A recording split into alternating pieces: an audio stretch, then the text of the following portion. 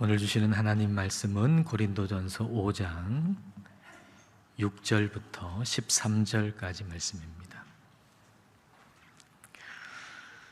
한 절씩 읽겠습니다. 너희가 자랑하는 것이 옳지 아니하도다. 적은 누룩이 온 덩어리에 퍼지는 것을 알지 못하느냐.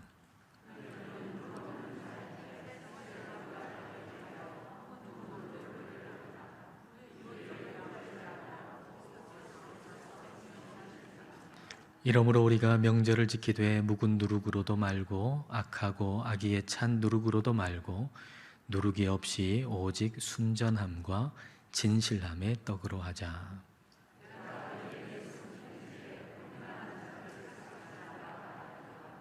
이 말은 이 세상에 음행하는 자들이나 탐하는 자들이나 속여 빼앗는 자들이나 우상 숭배하는 자들을 도무지 사귀지 말라 하는 것이 아니니 만일 그리하려면 너희가 세상 밖으로 나가야 할 것이라.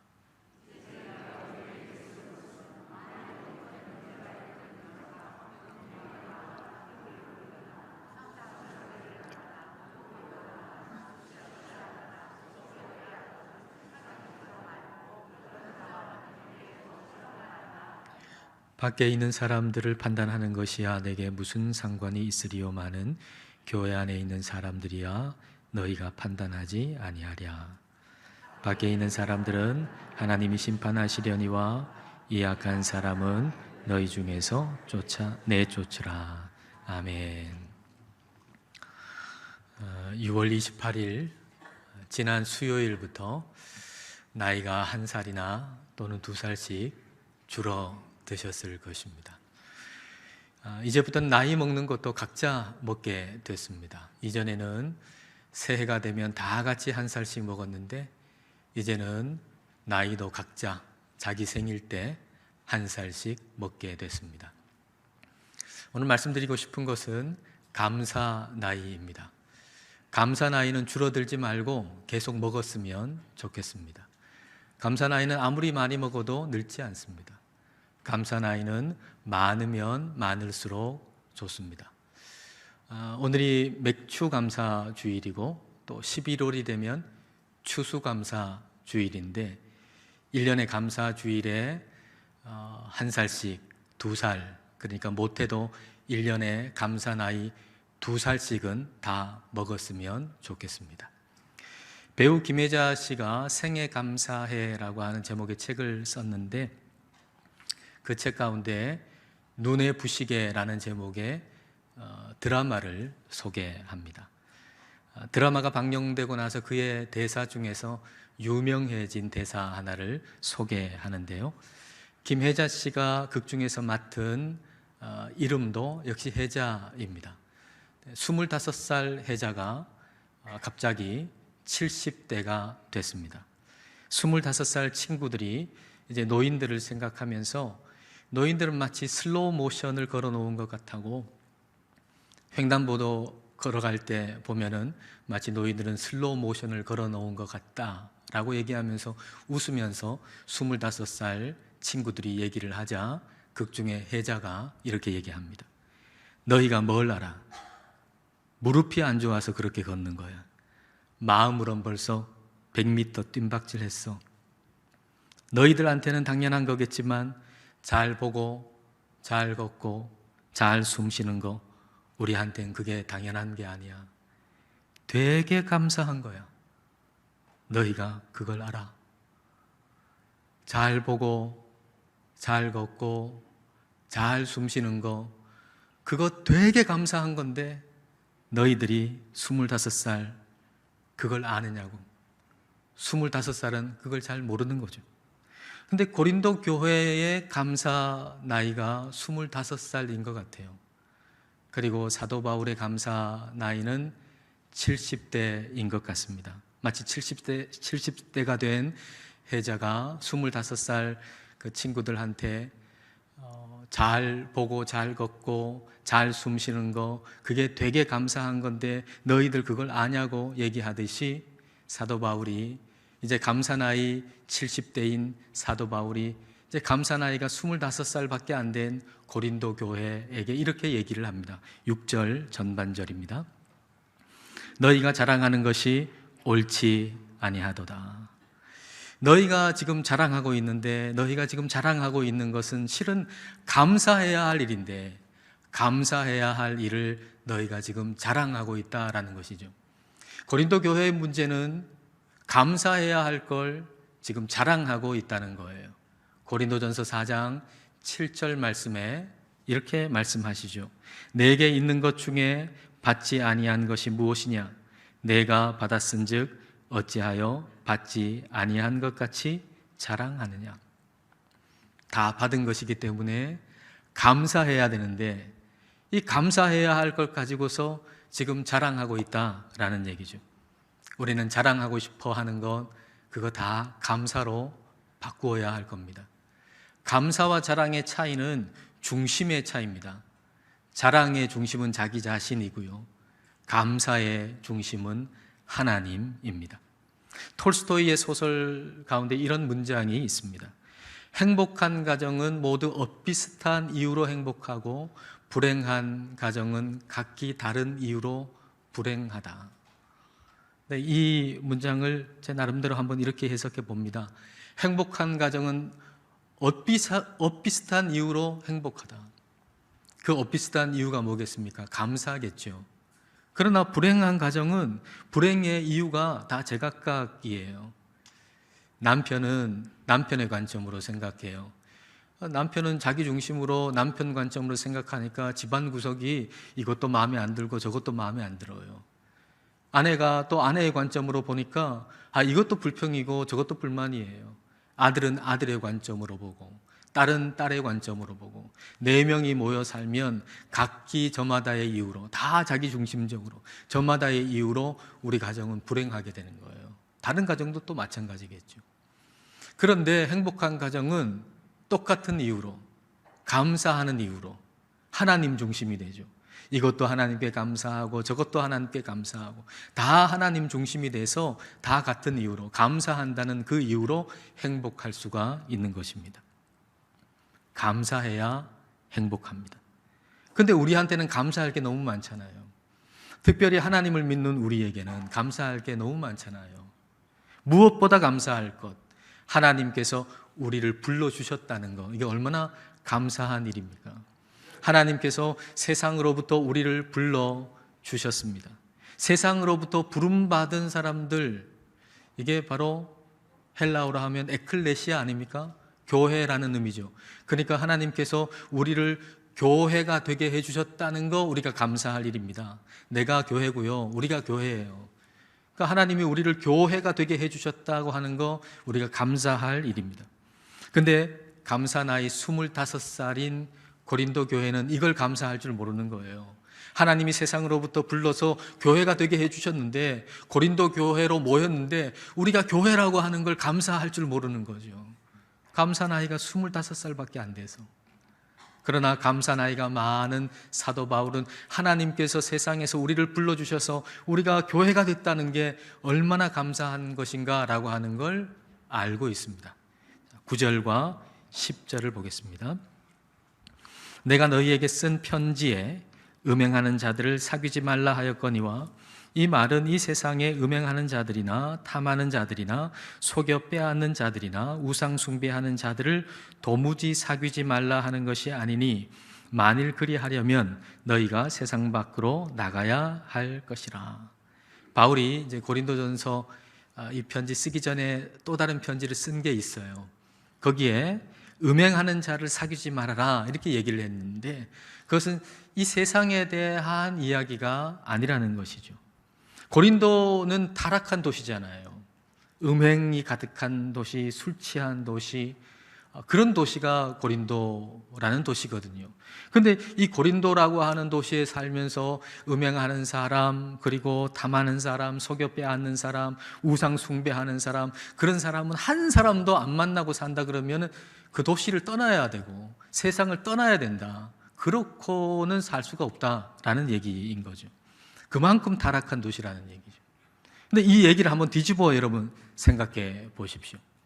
하나님의 부르심을 받아가지고 고린도 교회가 된 사람들은 바로 그렇게 방탕하고 술 취한 죄가 많은 그 도시에 세상 사람으로 살던 사람들이잖아요. 근데 그 사람들을 하나님이 불러가지고 교회가 되게 해 주셨다는 것입니다. 이게 감사할 일이죠. 우리 하나님께서 우리를 세상에서 불러주셔가지고 하나님의 자녀가 되게 해주셨고, 그리고 하나님이 한 번 불러주신 사람은 끝까지 포기하지 않으신다는 거예요. 이걸 우리는 감사해야 돼요. 고린도 교회에 음행한 사람이 있었잖아요. 성적으로 타락한 성도가 있었는데, 이 성도의 영혼을 구원하시기 위해서 그 교회에서 쫓아내시기까지 하시면서 그 성도를 포기하시지 않는 분이 우리 하나님이세요.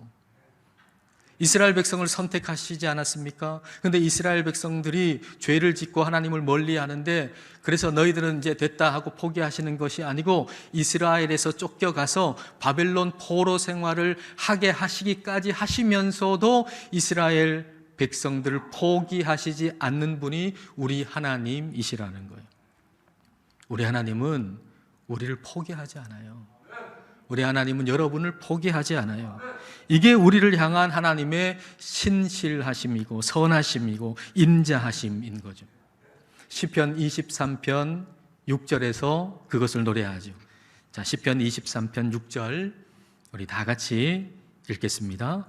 내 평생의 선하심과 인자하심이 반드시 나를 따르리니 내가 여호와의 집에 영원히 살리로다. 여기 이제 따르리니라고 번역되어 있는데, 어떤 이는 이 따르리니라고 번역된 이 히브리어 단어가 너무 약하게 번역이 되어 있다라고 하면서 내 평생의 선하심과 인자하심이 반드시 나를 따르리니라고 하는 걸 이렇게 풀이를 해요.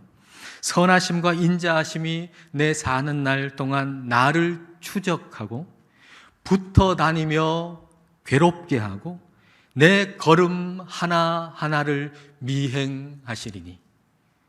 하나님의 선하심과 인자하심이 나를 놔두지 않는다는 거예요. 우리는 하나님의 인자하심과 선하심에서 도망칠 수가 없다는 얘기예요.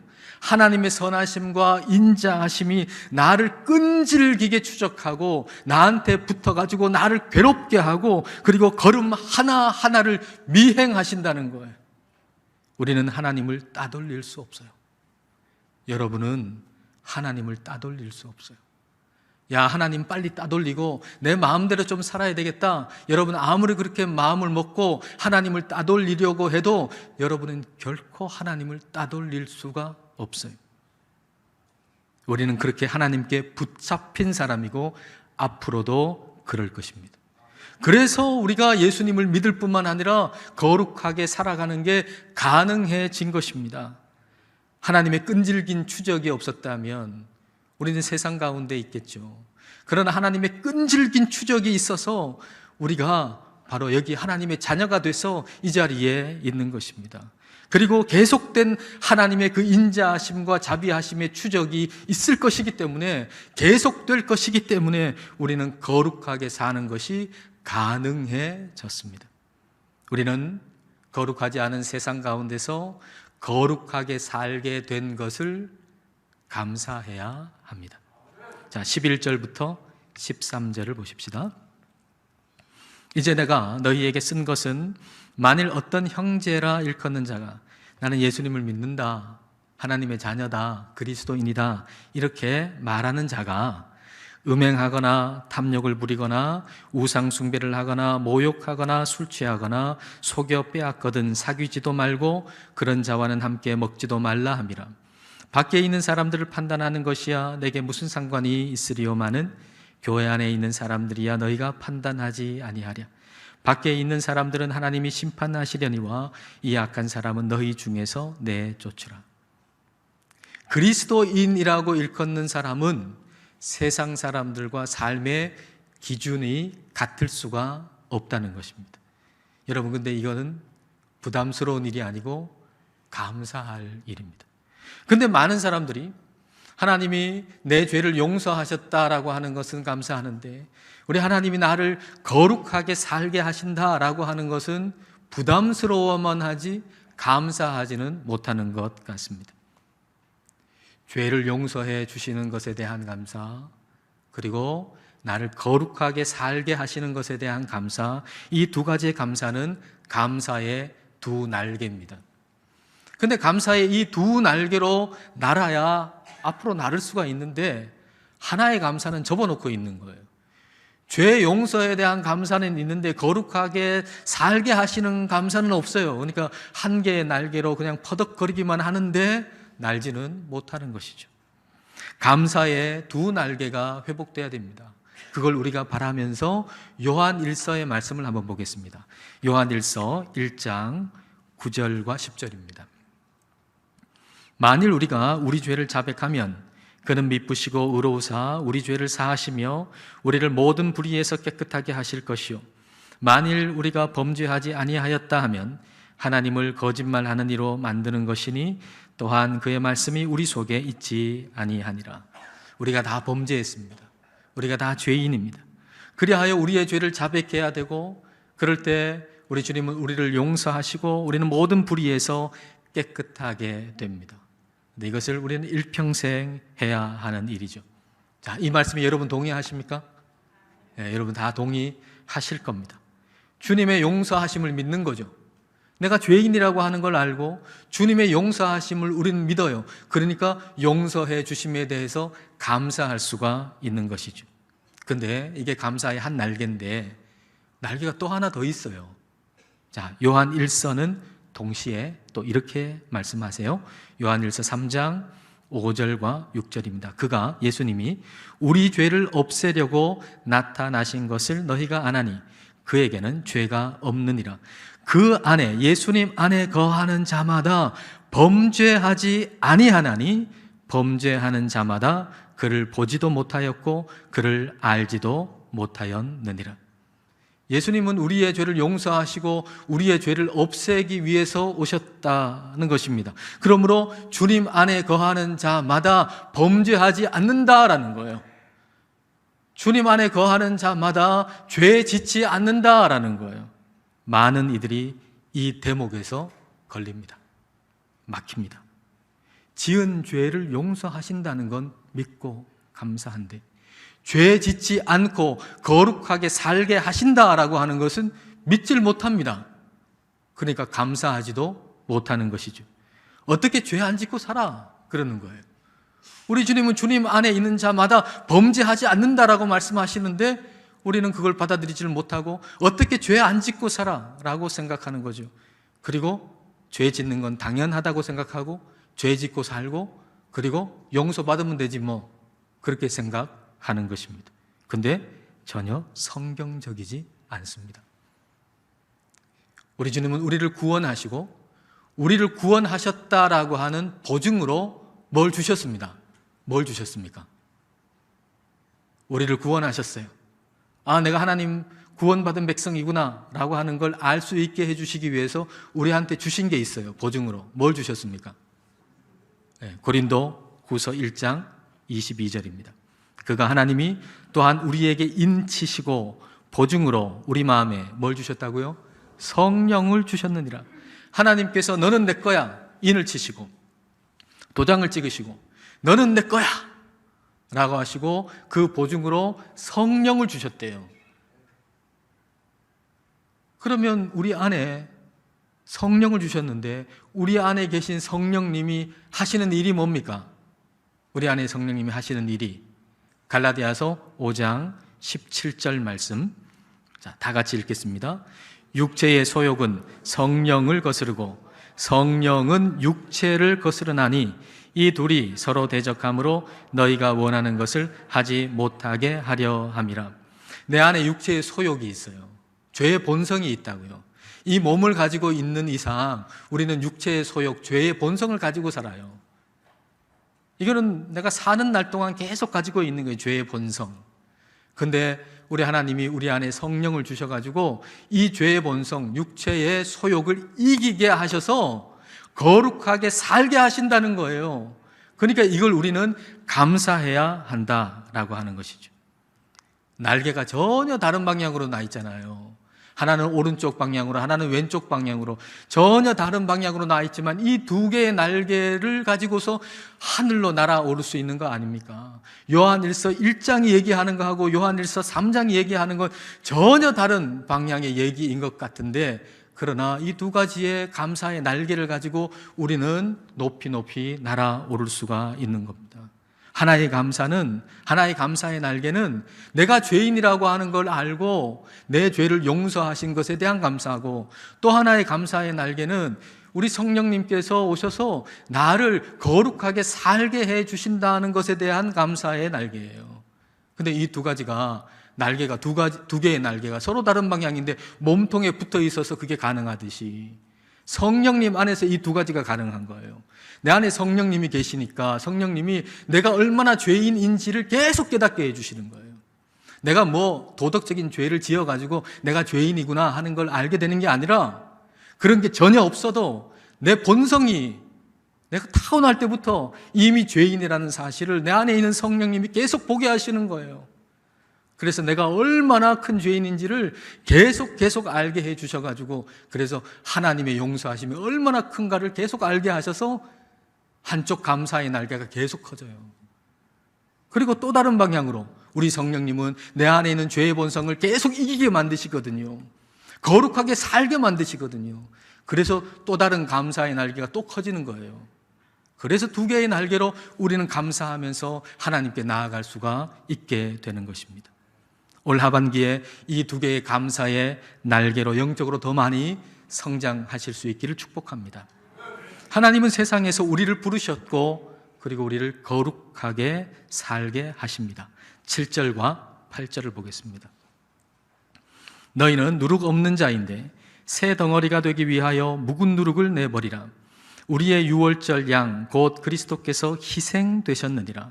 이러므로 우리가 명절을 지키되 묵은 누룩으로도 말고 악하고 악의에 찬 누룩으로도 말고 누룩이 없이 오직 순전함과 진실함의 떡으로 하자. 유월절에는 무교병을 먹잖아요. 누룩 없는 떡을 먹죠.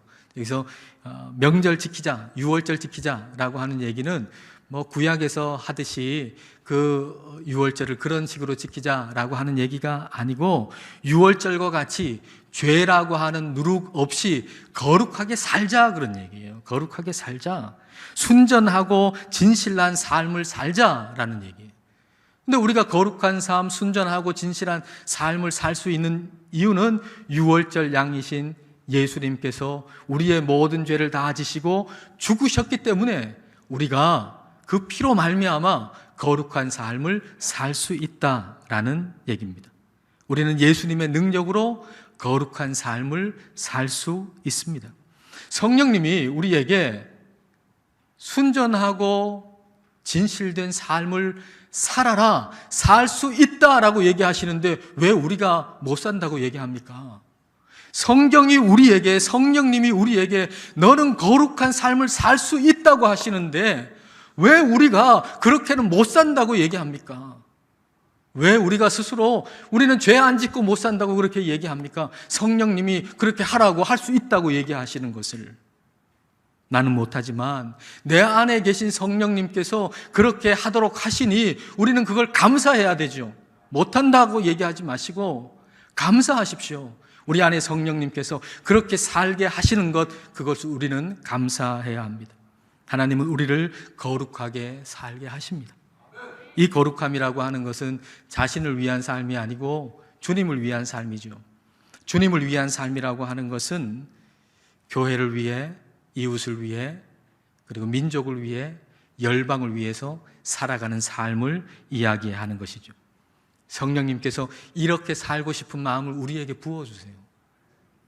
우리 마음속에 교회를 위해, 이웃을 위해, 민족과 열방을 위해 살고 싶은 마음을 우리 마음속에 성령님이 자꾸 부어주세요. 올해 103세이신데 지금도 뭐 건강하게 활동하고 계신 김영석 교수님 아실 텐데요. 이분이 쓴 책을 보니까 그 한 대목에 이렇게 돼 있어요. 100세를 살아보니 내가 나를 위해서 한 일은 남는 게 없다는 결론을 얻게 됐다. 100살까지 산다는 거 쉬운 일 아니잖아요. 그것도 건강하게 산다는 거 쉬운 일 아닌데 100세를 살아보니까 내가 나를 위해서 한 일은 하나도 남지 않는다는 결론을 얻게 됐다. 그런 얘기입니다. 이웃을 사랑하는 이 일, 주님께서 그렇게 하라고 우리를 부르셨는데 그렇게 교회를 위해서, 이웃을 위해서, 그리고 민족과 열방을 위해서 살아간 삶은 행복으로 남는데 나를 위해서, 나만을 위해서 살아간 삶은 하나도 남지 않더라는 것입니다. 나 자신을 위해서 한 일 하나도 남지 않는다라고 하는 것을 100세가 되어서 깨닫는 것도 좋지만은 70세에 깨닫는 것도 좋지 않겠습니까? 50세에 깨닫는 건 더 좋겠지요. 그리고 30세에 깨닫는다는 것은 더더욱 좋을 것입니다. 하나님은 우리에게 그렇게 살고 싶은 마음을 주시는 거예요. 여러분, 우리가 그런 마음 가질 수 있을까요? 이기적인 죄인인 우리가 스스로 그런 마음을 가질 수 있을까요? 그럴 수 없어요. 우리는 하나님이 주시기 때문에 그런 마음을 가질 수 있어요. 그러니까 우리 마음속에 교회를 위해서, 이웃을 위해, 민족과 열방을 위해 살고 싶은 마음이 부어진다면 그게 하나님께서 주시는 마음임을 알고 하나님께 감사해야 합니다. 처음에 말씀드린 김혜자 씨 책에 김혜자 씨가 죽기 전에 꼭 하고 싶은 연기가 있대요. 이 연기, 죽기 전에 꼭 한번 해봤으면 좋겠다 하는 것이 있는데 그게 뭐냐 하면 너무나도 나쁜 사람을 변화하게 하는 할머니 역할을 하고 싶다는 거예요. 너무 악질이에요. 너무 악해요. 너무 못됐어요. 근데 이 사람을 변화하게 도와주는 할머니 역할을 하고 싶다는 거예요. 하나님께서 그리스도인 배우에게 이런 마음을 주시듯이 우리 각자에게도 이런 마음을 부어주십니다. 순전함과 진실함으로 한 사람이 변화되는데 도움을 주는 삶을 살고 싶은 그 마음을 성령님께서 우리에게도 부어주시는 거예요. 그런 마음을 부어주실 때마다 우리가 감사하고 또 감사하면 우리는 반드시 그런 삶을 살아갈 수 있게 될 것입니다. 올 하반기에는 무엇보다 감사 나이를 많이 먹으십시다. 그래서 잘 보고 잘 걷고 잘 숨 쉬는 것까지도 감사하십시다. 그렇게 감사함으로 교회와 이웃 그리고 민족과 열방을 섬기며 살아가시는 우리 모두가 되시기를 축복합니다. 기도하시겠습니다. 이 시간 기도하실 때 올 한 해 지난 상반기 동안 은혜 베푸신 하나님께 감사를 드리십시다. 그리고 하반기 동안에 더 많이 감사하며 살기를 기도하십시다. 우리를 세상에서 부르셔서 교회가 된 것을 감사하고 우리의 모든 죄를 용서하심을 감사하고 또 마음에 성령님을 보내주셔서 거룩하게 살게 하심도 감사하십시다. 나만을 위해서 사는 것이 무의미하다는 것을 깨닫게 해주시고 교회와 이웃과 민족과 열방을 위해서 살고 싶은 마음을 부어주심을 감사하십시다. 이 하반기에는 감사 나이를 많이 먹어서 숨 쉬는 것조차도 감사하고 모든 것을 감사하며 살기를 이 시간 함께 기도하시겠습니다.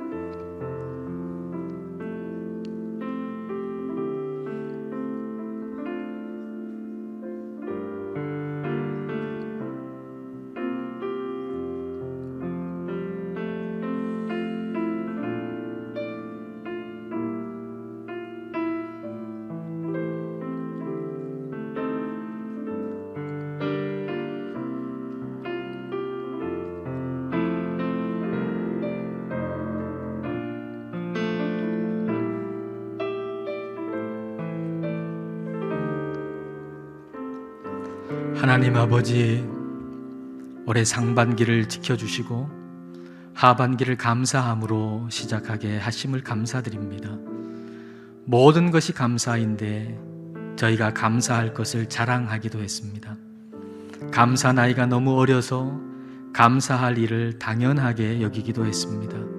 주님, 감사 나이를 많이 먹기를 원합니다.